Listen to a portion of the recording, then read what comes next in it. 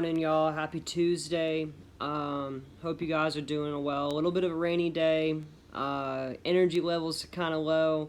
So I named today Tenacious Tuesday. So remember something I always told you guys is your attitude measures your outcomes. And when we find ourselves with a bad attitude, then our outcomes start to become bad. And so I just want to encourage you just to, again, we've always been talking about this mindset mentality and really to start being tenacious, which means being a go-getter. Like, who's going to stop you from being incredible? Who's going to stop you from achieving what you need to achieve? So, like, I know being at home is not the easiest thing in the world with trying to do school online, but I really want to challenge you and push you to really dig into these lessons, get what you can to get out of it, and really try to challenge yourself to help you grow so that you can be successful in this next school year. I'm so excited to see you guys today. Got 40 kids on the first Zoom, and I think 25 on the second one, so it's going to be a really good day. Can't wait to catch up with you guys. Hope you all enjoy the lesson. So I briefly just talked about it, but we have 2 Zoom meetings today. The first one is at 11 o'clock. Second one is at 1 o'clock. You should have received a text message and an email from me with what your Zoom time and conference is. If you don't know what it is or you want to join, feel free to text me at 770-855-2017, and I'll give you the code for your specific meeting room and time. It will be 1 o'clock. I am completely full for the 11 o'clock kind of meetup. So I'm really, really excited. It's going to be fun to see y'all. A lot of the ones who signed up were the ones who didn't want to do a one-on-one call. So this is going to be a really, really cool and kind of special time.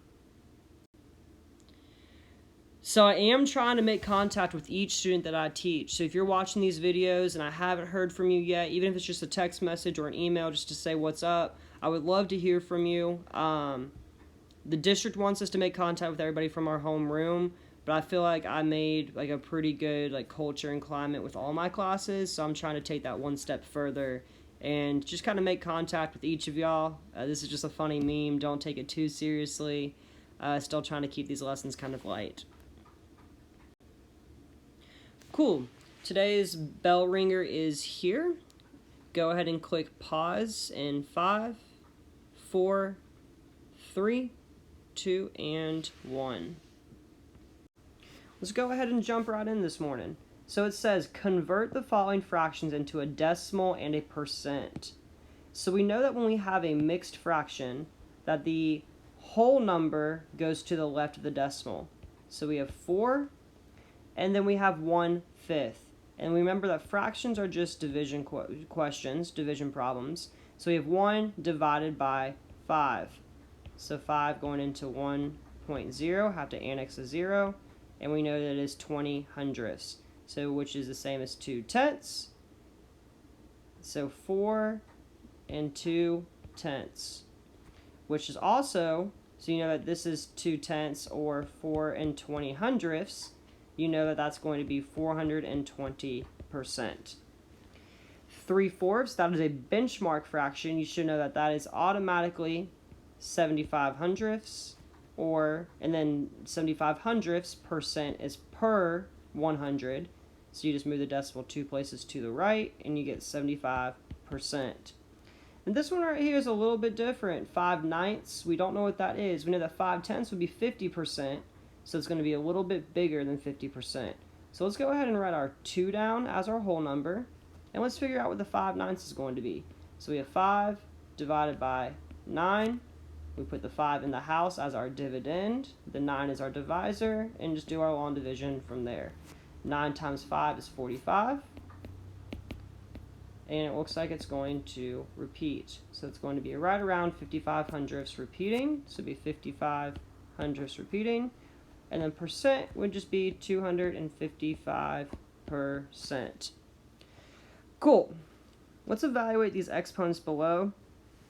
If you didn't get to do this because maybe it was too small on your computer screen, click pause now because it's zoomed in before I give you the answers. So 5 to the power of 0 is always going to be 1. 4 to the power of 4 is 4 times 4 times 4 times 4. 4 times 4 is 16. 16 times 4 is 64. And 64 times 4 is 256. Nikhil, if you're watching this, that problem was for you because you said you always see it and you just haven't memorized. So I hope you got to work that one out. This one is saying 9 times 9 times 9. 9 times 9 is 81. And 81 times 9 is 729.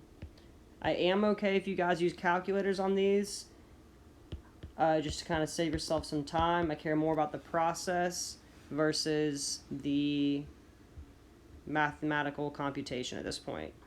So 5 times 5 is 25. 25 times 5 is 125. 125 times 5 is 625. And 625 times 5 is 3,125. Then we got 7 times 7 times 7, which is 20. 7 times 7 is 49, not 21. And 49 times 7 is 343. A net is actually what we're going to start talking about tomorrow. But basically what this means is, how can I fold this shape up on basically on all of the lines, and what shape will I create? Well, you know that there are 1, 2, 3, 4, 5, 6 sides. What 3D shape has 6 sides? A cube. And you know that it's a cube and not a prism because all of them are square. And then this right here has 1, 2, 3, 4, 5, 6. So it could be a cube. But if you notice, let me erase my markings here for a second, that the middle 4 are all congruent. They're all the same, and the 2 sides are different. So you know that's going to be a rectangular prism. Alright? Then up here it says evaluate the following expressions. So you're just going to plug and chug. So 3 times 25 hundredths, because remember, coefficient next to a variable is 75 hundredths. Oops. 75 hundredths. Plus c times z. So you have 8 times 1/2. You know that 1/2 of 8 is 4. So 75 hundredths plus 4 gives you 4 and 75 hundredths. Let's go ahead and do the next one. 4 and 12 hundredths plus c minus a. So 8 minus 25 hundredths would give you 7 and 75 hundredths. And you want to add 4 and 12 hundredths to that. And then that gives you 11 and 87 hundredths. Then this is a times c times z. That's the most common question you will see. So you would have 0.25 times 0.5 times 8, which gives you 1. And then c divided by a. So 8 divided by 0.25. I'm going to make that a fraction. I'm going to say 8 divided by 1/4. And we know that 1/4 of 8 is 2. And then this is a little good review from earlier in the week. It says calculate the area. We know its base area is equal to base times height divided by 2. We divide by 2 because the other side of the triangle is a square. So I'm going to find my base right here. 1, 2, 3, 4, 5. And my height is 1, 2, 3, 4, 5, 6. So that's my height. That's my base. So it's going to be 5 times 6 divided by 2, which is 30, divided by 2, 15 units squared. Then this one right here, you should remember from last week. Area is equal to base 1 plus base 2 multiplied by height divided by 2.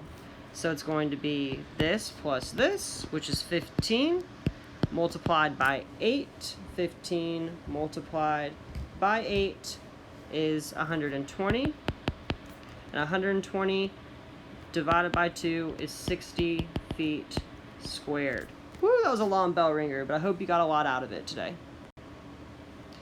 So today's goals are to find the volume of right rectangular prisms using the real-world applications and solving problems. So something that this was funny to me because it says when you graduated and you don't have to deal with 8 a.m. classes anymore, but then you realize you have an 8 a.m. job for the rest of your life. It's that that meme of everybody crying. And so that was just me thinking, it's like, oh, well, like now that we don't have school, I don't have to be up super early, but I'm still waking up at 5:30 every morning trying to get these lessons grounded out for you guys. The views are kind of plummeting. Yesterday I only had 50, so I hope you guys are still watching and tuning in, trying to learn. This is the page that we will be working from today. So it's on the PowerPoint if you want to screenshot it and save it. I have done a screenshot of each question to work out. It's kind of like a fun little challenge sheet to build off of yesterday, and we're just going to go from there. Some people have asked for way more practice questions versus me just doing 1 or 2, so I'm trying to comply with that request. So today's video is going to be a little bit longer.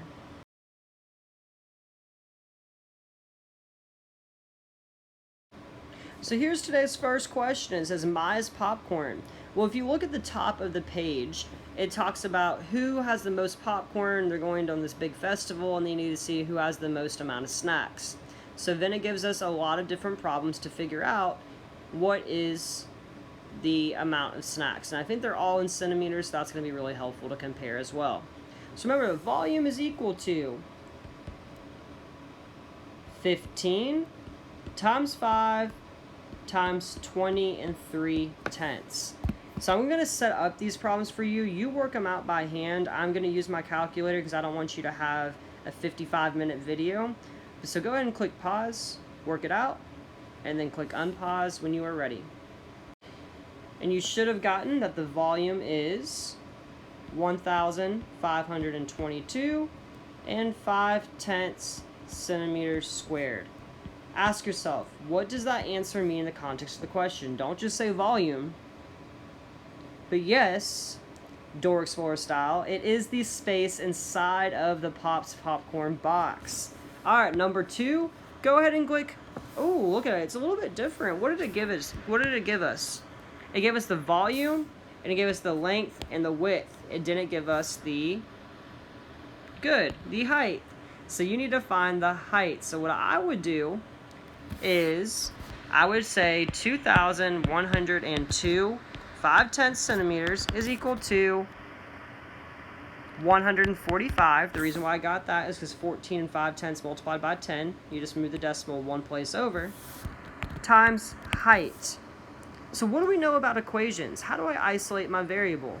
I have a coefficient next to a variable, and the way that I isolate that variable is through division. So you divide both sides by 145, that cancels, and you're left over with the height. And then you do 2,102 and 5/10 divided by 145. Go ahead and work that problem out, click pause, and then see what the answer is here in a second. Once you've divided, if you divided correctly, you should have gotten 14 and 5/10 centimeters is the height. Remember, that was the height, not the volume. They already gave us the volume. So the height was 14 and 5/10 centimeters. Cool. Here's the next question. This is just a typical volume question. Now I want you to think about this. How can I do this without having to work with decimals? What do you notice about this problem? Take a second to think about it. Hopefully you said that you noticed that there's a 10 here. And when I multiply a decimal by 10, all that I have to do is move the decimal over one place. So now you have 155 multiplied by 25. Go ahead and work that out. Click pause and then come back to me here in a second. Okay, hopefully you are ready and you've paused and worked it out. Remember that volume is equal to length times width times height. When I multiply those two together, I get 3,875 centimeters squared. So again, hopefully you are keeping track of all of these answers. It's going to ask us a couple challenge questions at the end to analyze what it's talking about. So what this is saying is, again, to really drive home the fact of what volume is, all of this space inside of this nacho basket is 3,875 centimeters cubed. I have been messing up. Sorry. It's to the power of 3 to the power of 3 because it is a 3D shape. I apologize. Okay, this question is just like before. It gave us the height, it gave us the length. You need to figure out the width. Go ahead and click pause now. You figure it out. A lot of work with decimals. It should take you a couple of minutes, and that's okay. Come back, click pause now, and I'll give you the answer. So you want to set up your equation as 4,132 8/10 is equal to 25 2/10 multiplied by 20 5/10 multiplied by the width. So what I would do first is you multiply these two together first. 25 2/10 multiplied by 20 5/10, and you get 516 6/10 multiplied by the height is equal to the equation 4,132 8/10. By equation, I meant the volume. And how do you isolate that variable? You divide. You use inverse operations. So you divide 516 divided by 6. The reason why is because that gives us 1 when you divide by itself. So it leaves us with just 1h. And then you're going to divide by 516 6/10. Again, a lot of big numbers. It's really getting you fluent with operations of decimals, so that's why I really like this sheet. And you should get 8. Your width is 8 centimeters. Remember, the volume was given to you, and so on. Next two questions, I really want you to click pause, work these out. Remember, it says right here, reduce the volume by 400 centimeters due to the holes. So you're going to find the volume first, then subtract by 400 centimeters. Go ahead and click pause now, and I'm going to give you the answers. Pay special attention to each question. What am I trying to find? What is it giving me, and what am I trying to find? Click pause now.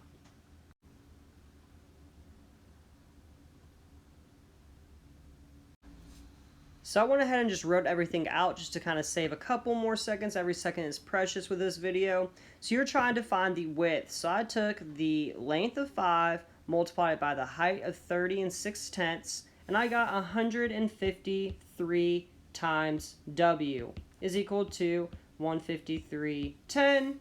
You should easily know that just by looking at that and saying that W is equal to 10. So if you divide both sides by 153, you have that 0. Just common mathematical sense will help you there. Really trying to build that fluency with math. All right, and then the next one is just a simple volume question. 10 5/10 multiplied by 15 multiplied by 25, and you get the volume is 3,937.5 5/10 if Miss Jones is listening. But what did I forget to do? Follow the instructions. You need to subtract by 400. So you get 3,937 5/10 subtracted by 400, and you should get the correct answer, which is 3,537 5/10 centimeters to the power of 3. Are you tired of me yet?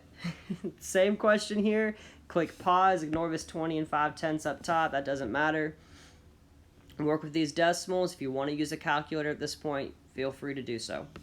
Click pause, work it out. So I set up the problem for you. I'm going to do 14 7/10 multiplied by 12 2/10. And that gives me 179 34/100 multiplied by the potential width. And we have to isolate that variable. Same process, even though it's just with decimals. 1614 0.06 divided by 179 30. Was that 34? 34/100. And that should give you a width of 9 centimeters. And they already gave us the volume. So here is our analysis questions. Which two fans had snacks closest in volume? You can go back and look at all your answers. You can take a second to think about it. And once you have your answer for A and B says which fan had the greatest volume of a snack, then go ahead and write it down and check your work here in a second. So your answers should have been Maya and Val, because Maya had 1,522 and 5/10 centimeters cubed, and then Val had 1,530 centimeters cubed. So they are very, very similar in the amount of snacks. And the person who had the greatest volume of snacks was Joe. Cool. So if you want even more challenging questions without me working them out, I uploaded another slide on my website. It says called Poolside Challenge or something, Poolside Perplexities. And this was a funny meme for you, Reese. Shout out to you for the pool in the pool. If you guys want to work this out, go ahead and do that. And yeah. Can't wait to see you guys at our Zoom calls again at 11 o'clock. And then 1 o'clock, please show up for your time that you were emailed and texted about. If you still want to join, 770-855-2017. Definitely text me, reach out. You can come to the 1 p.m. is available for a few more slots. If not, it'll just be like 25 people, which is the size of a normal class. So that works with me. Can't wait to see you guys. It's going to be the best part of my day. Y'all have a good day.